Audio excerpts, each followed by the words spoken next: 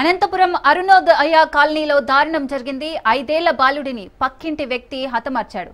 తన భార్యకు తనకు గొడవలు పెడుతున్నారనే కక్షతో చిన్నారిని చంపేశాడు నిందితుడు పెన్నయ్య.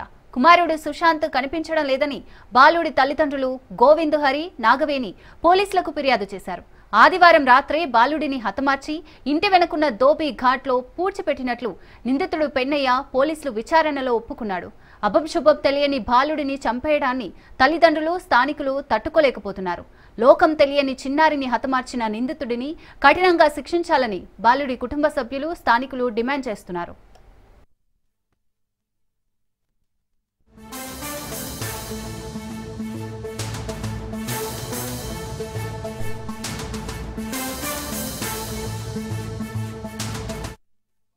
ఉండాడనే అనుకున్నా సార్. నేను ఇంట్లో ఉండే బిడ్డను ఎత్తుకొని పోయి వాడు చంపేసి నాశనం చేసినాడు సార్. వాడు నా కొడుకుని మేము ఇంట్లో నుంచి పోయేటప్పుడు కూడా వాడు చూస్తానే ఉన్నాడు సార్. అంటే వాడితో మనకి ఏం లే అని చెప్పేసి పోయినా సార్. నేను పోయింటేనే వాడు ఇట్లా నెగ్లెక్ట్ చేసేసినారు. వాడు పోయి తీసుకొని పోయి నా కొడుకుని ఎట్టంటే అట్లా కొట్టి చంపినాడు సార్. అట్లా వాడైతే అసలు బతకకూడదు సార్. వాడికి ఇంకోటరే కావాలని అంటే తను వాళ్ళ భార్య భర్తలు ఏదైనా విషయం గొడవ వచ్చిందంటే సార్ మా దగ్గరకు వచ్చి ఉంటాను సార్. రైట్, ఇక బాలుడి మర్డర్ గురించి మరిన్ని డీటెయిల్స్ జీవన్ అందిస్తారు. జీవన్. Thank you Shri. భార్య తన నుంచి గొడవపడి దూరం కావడానికి కారణమైందంటూ మరో మహిళ కుమారుని దారుణంగా చంపేసిన ఘటన అనంతపురంలో కనకలం రేపింది. అనంతపురం నగరంలోనే అరుణోదయ కాలనీలో నివాసం ఉంటున్నటువంటి ఈ గోవింద్ హరి, నాగవేణి దంపతుల కుమారుడు నాగ సుశాంత్ ను 5 సంవత్సరాల బాలుడు పక్కింట్లో ఉంటున్నటువంటి ఆటో డ్రైవరు పెన్నయ్య దారుణంగా హత్య చేసినటువంటి ఘటన వెలుగులోకి వచ్చింది.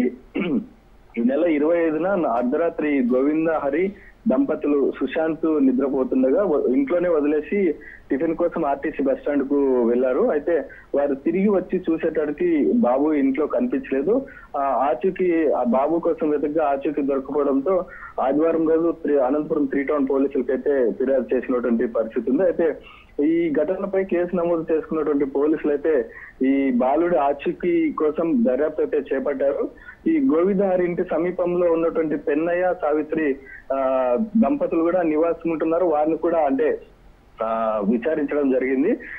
ఈ పెన్నయ్య, సావిత్రి దంపతులు ఎవరైతే ఉన్నారో ఈ గోవింద్ హరి భార్యకి 2 స్నేహితులు, సావిత్రి, నాగవేణి 2 స్నేహితులు కావడము, సావిత్రి భర్తతో ఎవరైతే పెన్నయ్య ఉన్నారో సావిత్రి భర్త ఆయనతో గొడవ పడినప్పుడు నాగవేణి వారింటికి తరచూ వెళ్ళేది. తన భార్య సావిత్రికి లేనివేను చెప్పి తనకు దూరం పెంచి మనస్పర్ధలు పెంచేలా చేసిందని పెన్నయ్య ఈ నాగవేణి పైన పగ పెంచుకోవడం అయితే పెంచుకున్నాడని వినిపిస్తుంది. అయితే ఆమెపై ఎలాగైనా పగ తీర్చుకోవాలనుకున్నాడు ఈ పెన్నయ్య. ఈ నేపథ్యంలోనే శనివారం అర్ధరాత్రి బాబునైతే ఇంట్లో ఉంచినటువంటి నాగవేణి దంపతులు బయటకు వెళ్లడం గమనించి బాబుని ఎత్తుకెళ్లి గొంతు నీలం అయితే చంపి గోనె సంచిలో చుట్టి దోబి ఘాట్లకు విసిరివేశాడు.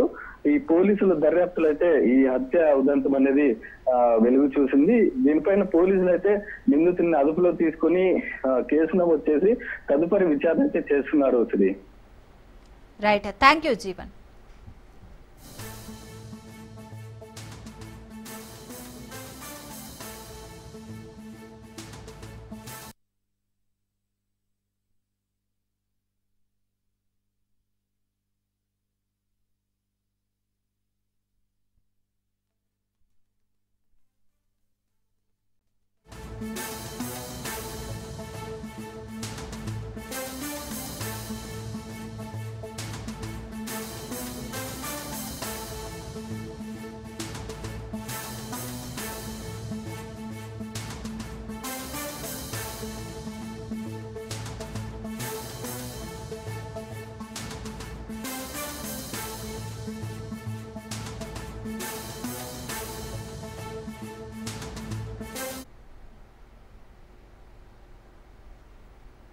పశ్చిమ మధ్య బంగాళాఖాతంలో ఏర్పడిన తుఫాను ఏపీ తీరం వైపు వేగంగా దూసుకొస్తోంది.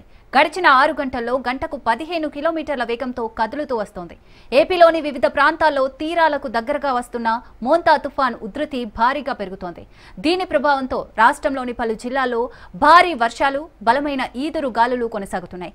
వాతావరణ శాఖ తాజా నివేదిక ప్రకారం తుఫాను ప్రస్తుతం పశ్చిమ మధ్య బంగాళాఖాతంలో తీవ్ర వాయుగుండంగా కొనసాగుతోంది. మరికొన్ని గంటల్లో ఇది మరింత బలపడి ఆంధ్ర తీరానికి దగ్గరగా చేరుకునే అవకాశం ఉందని సూచించింది.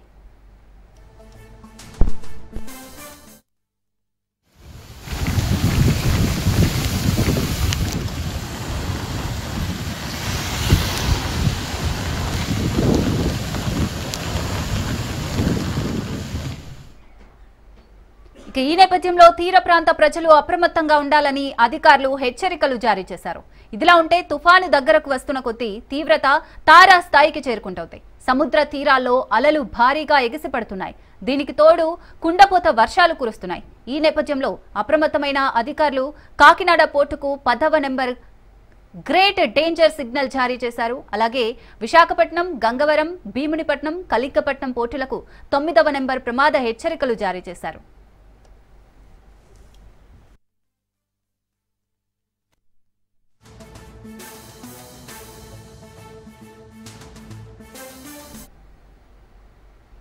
అలాగే మచిలీపట్నం, నిజాంపట్నం, కృష్ణపట్నం ఓడరేవులకు 8వ నెంబర్ హెచ్చరిక అయితే జారీ చేశారు. సముద్రం అల్లకల్లోలంగా మారిన నేపథ్యంలో మత్స్యకారులు సముద్రయానానికి వెళ్లవద్దని అధికారులు కఠిన ఆదేశాలను అయితే జారీ చేశారు. అత్యవసర పరిస్థితులను ఎదుర్కొనేందుకు నేషనల్ డిజాస్టర్స్ రెస్పాన్స్ ఫోర్స్ మరియు స్టేట్ డిజాస్టర్ రెస్పాన్స్ ఫోర్స్ బృందాలు తీర ప్రాంతాల్లో సిద్ధంగా ఉంచబడ్డాయి.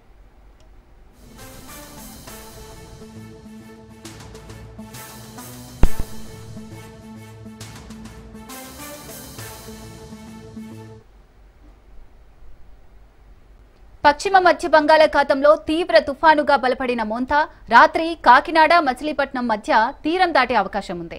ప్రస్తుతం మచిలీపట్నం నుండి 190 కిలోమీటర్లు, కాకినాడ నుండి 270 కిలోమీటర్లు, విశాఖపట్నం నుండి 340 కిలోమీటర్ల దూరంలో ఉంది.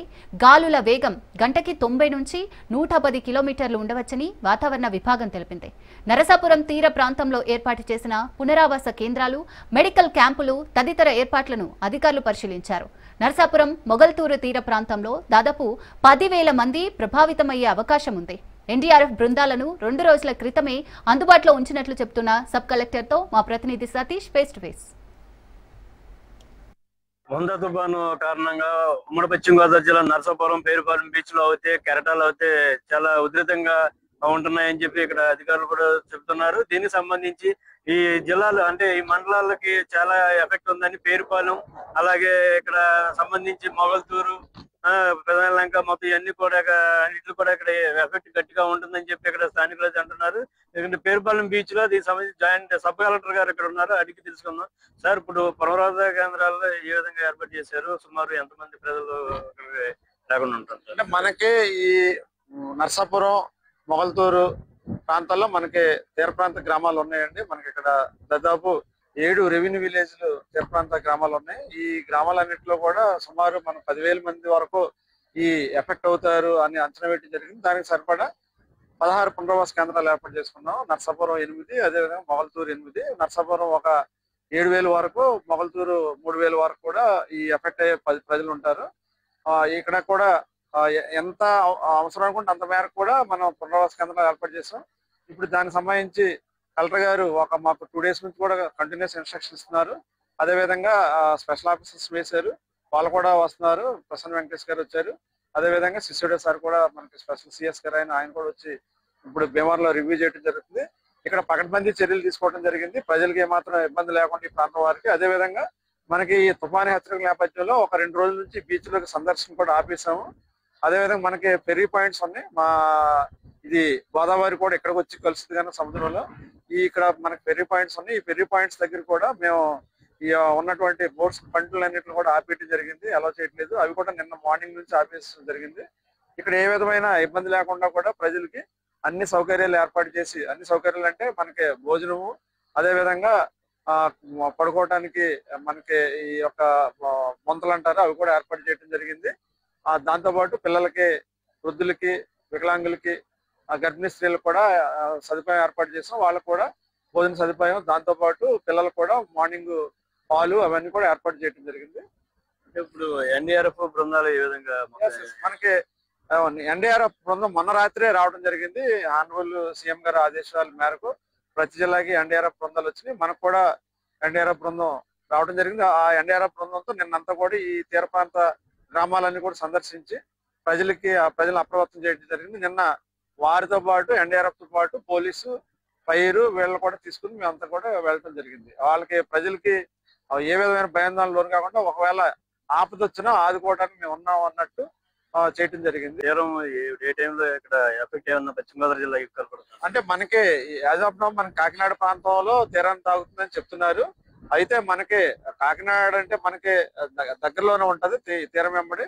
ఖచ్చితంగా వెళ్ళేటప్పుడు చాలా మనకి 110 కిలోమీటర్ల వరకు వేగంతో గాలులు వస్తాయి అంటారు. ఆ విధంగా వస్తే మనకి చాలా ప్రమాదకరంగా అనిపిస్తుంది. చాలా భయాందోళనకు గురే అవకాశం ఉంది కనుక దానికి తగ్గట్టు మనకి ఇక్కడ డిజిటల్ బిల్డింగ్ ఉంది, చాలా కొత్త కట్టింది. అదే విధంగా మంచి మల్టీపర్పస్ సైక్లోన్ సెంటర్ కూడా ఏర్పాటు చేశారు. అంటే ఇక్కడ పశువులకి సంబంధించి వాళ్ళకి దానా ప్రత్యేకత ఉంటది కదా, లంక ప్రాంతాలు ఎన్ని ఉన్నాయి కదా, దాని మీద మరి ఎఫెక్ట్ కూడా ఉంటది కదా.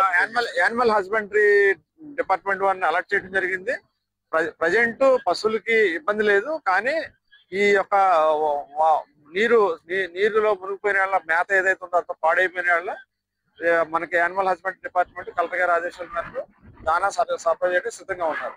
పైనుంచి ఎంత వాటర్ వచ్చినా సరే కిరీకి లాస్ట్ కు వచ్చేది సముద్రంలోకి.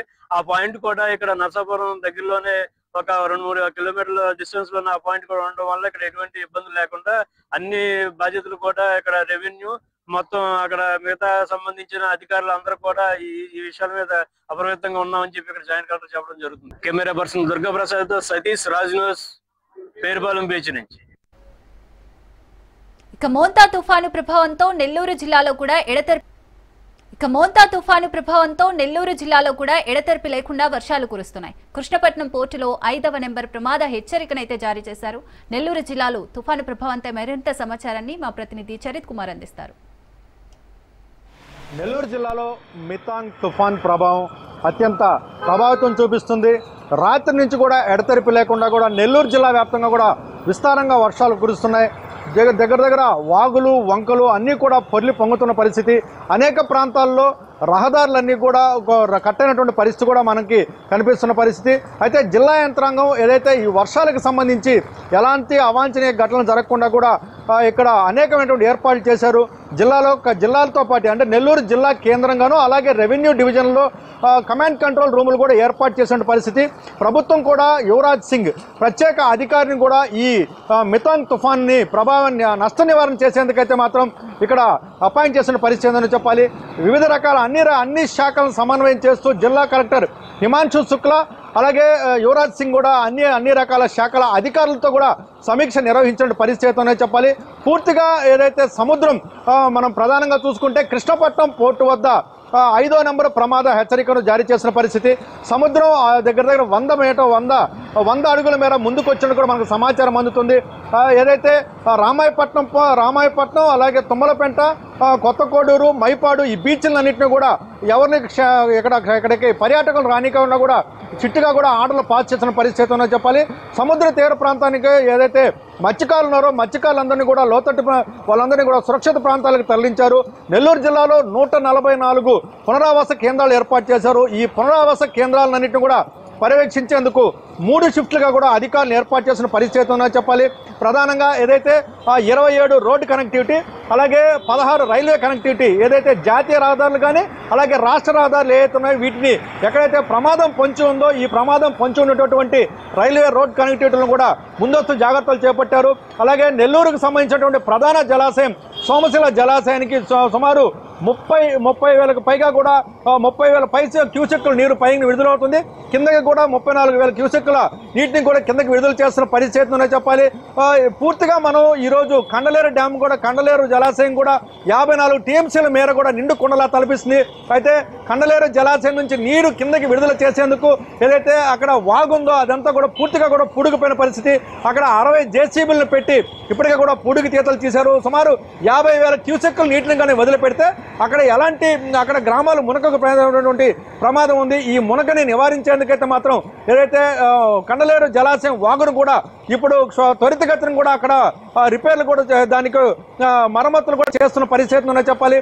ఏదైతే ఈరోజు మనం ప్రధానంగా ఈరోజు ఏదైతే నెల్లూరు, కావలి, అలాగే గూడూరు, ఆత్మకూరు, బుచ్చిరెడ్డిపాలెం, సులూరుపేట, వెంకటగిరి ఈ మున్సిపాలిటీల్లో ఇప్పటికే కమాండ్ కంట్రోల్ రూములు ఏర్పాటు చేయడంతో పాటు ఏదైతే లోతట్టు ప్రాంత ప్రజలను సురక్షిత ప్రాంతాలకు కూడా తరలించారు.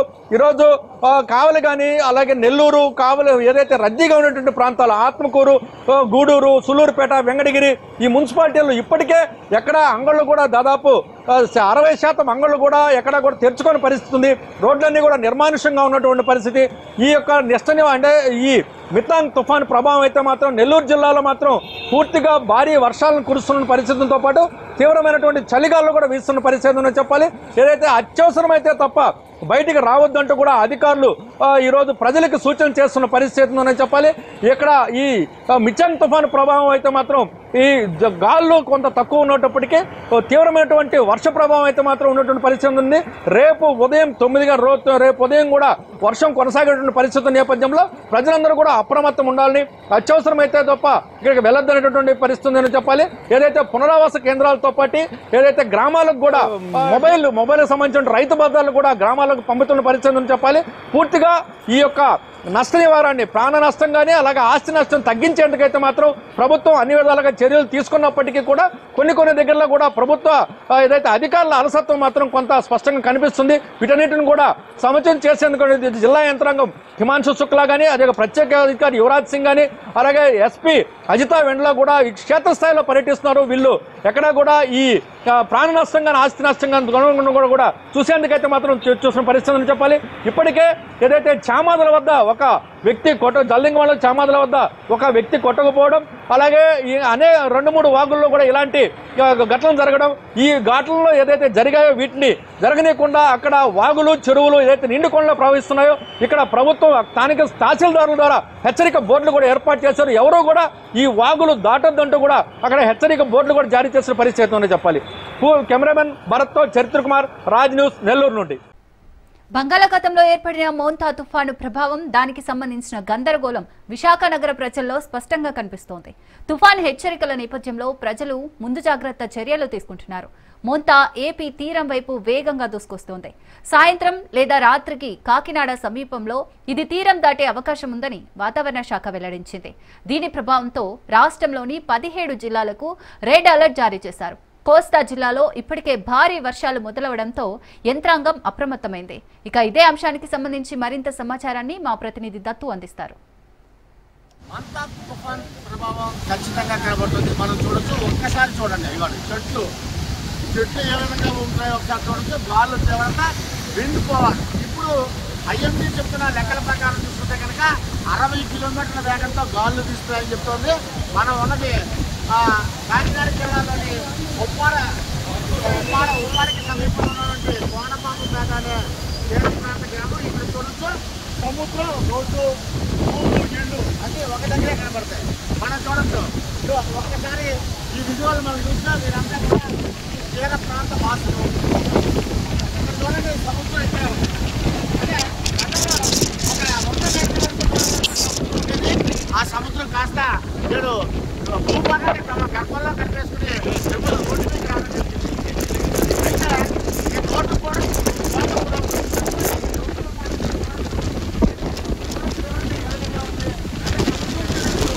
వాకలు కాబట్టి కొంత అంచనా పరిస్థితి ఏంటంటే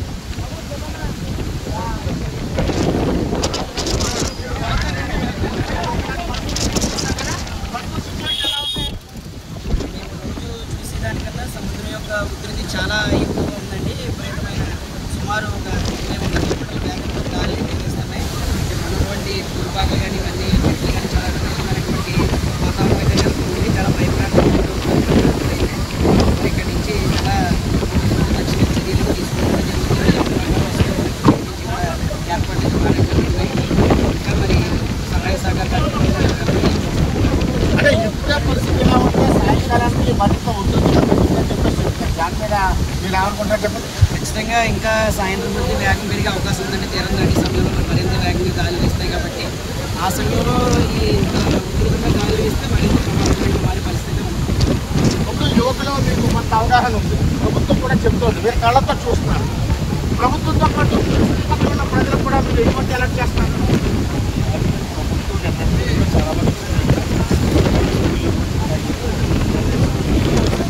ఇవన్నీ కూడా చాలా మంది వస్తున్నారు.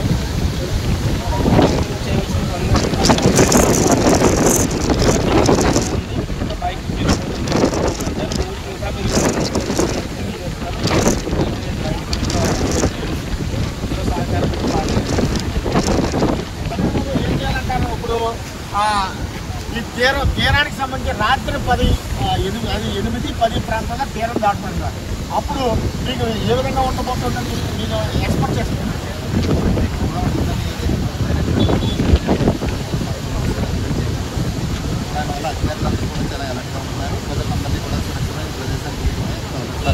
అంటే పునరావాస కేంద్రానికి మీ ఊళ్ళో వెళ్ళారా జనాలు? వెళ్తున్నారు.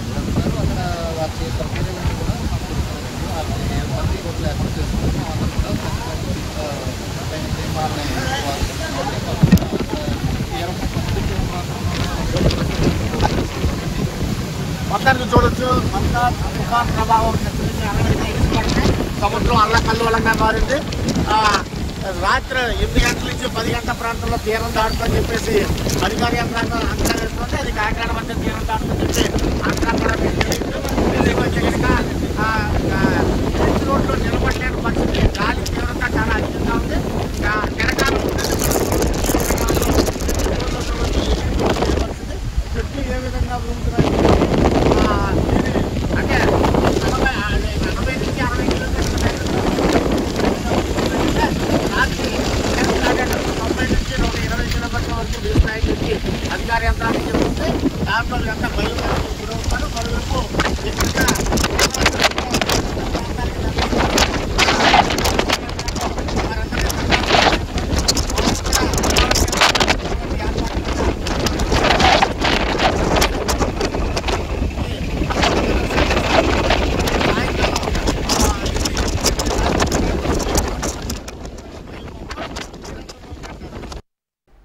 మోంతా తుఫానుపై ఆర్టీజీఎస్ నుంచి సీఎం చంద్రబాబు సమీక్ష నిర్వహించారు. ఈ సమీక్షకు డిప్యూటీ సీఎం పవన్ కళ్యాణ్, మంత్రులు లోకేష్, అనిత, నారాయణ హాజరయ్యారు. తుఫాన్ తీరానికి దగ్గరగా వస్తుందని చంద్రబాబుకు అధికారులు వివరించారు. కోస్తాంధ్ర జిల్లాలపై తుఫాను ప్రభావం ప్రారంభమైందని అధికారులు తెలిపారు. కాకినాడ, మచిలీపట్నం, విశాఖలో తుఫాను తీవ్ర ప్రభావం ఉందని చెప్పారు. తుఫాను ప్రభావిత ప్రాంతాల్లో అప్రమత్తంగా ఉండాలని సీఎం చంద్రబాబు ఆదేశించారు. అలాగే ప్రభావిత ప్రాంతాలకు రెస్క్యూ బృందాలు పంపాలని ఆదేశాలు జారీ చేశారు.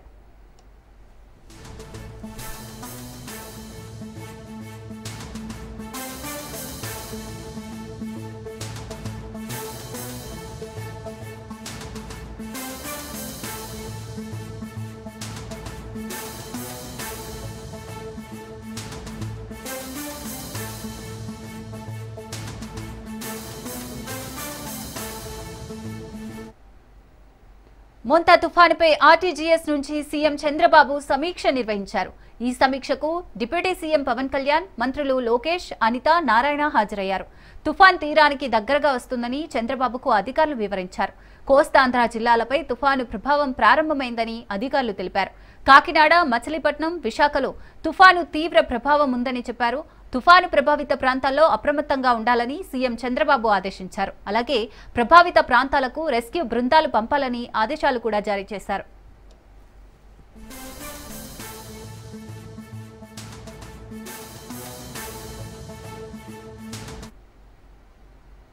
మోంతా తుఫాను కారణంగా పలు రైళ్లు రద్దయ్యాయి. దీంతో తిరుపతి జిల్లా గూడూరు రైల్వే స్టేషన్లో ప్రయాణికులు తీవ్ర ఇబ్బందులు పడుతున్నారు.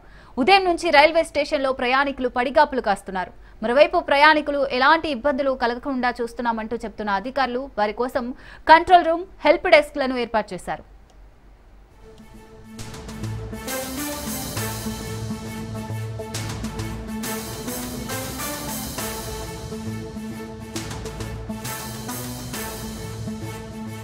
ఉప్పాడ తీరంలో మోంతా తుఫాను తీవ్ర ప్రభావాన్ని చూపుతోంది. సముద్రంలో అలలు ఉవ్వెత్తున ఎగిసిపడుతున్నాయి.